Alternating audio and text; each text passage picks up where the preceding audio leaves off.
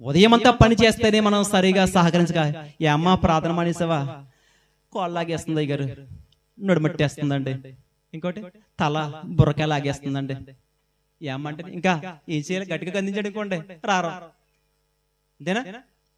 ఏమ్మ ఎందుకు రావట్లేదు నువ్వు అని గట్టిగా మాట్లాడితే బాధ వచ్చేద్ది. చూసారా? అంటే మనం ఎలా బ్రతుకుతున్నాం, మరి ఏం చేయమంటారు? ఏమంటే ఇలా వద్దు. ఒక క్రైస్తవుడు హెచ్చరిస్తాడు, లోబడాలంతే, ప్రేమపూర్వకంగా, ఇష్టపూర్వకంగా. ఒక దావీదు గారిని నాతాను ప్రవర్త ఏమన్నాడు చెప్పండి? ఆ మనుషుడు, నేను రాజునరా, నువ్వు నన్ను ఎదిరించడువా, తీసుకెళ్లి చెరసాల్లో ఏంటి నా అన్నాడా? చెప్పండి, అనలా కదా, లోబడ్డాడు. నిజమేనాయన.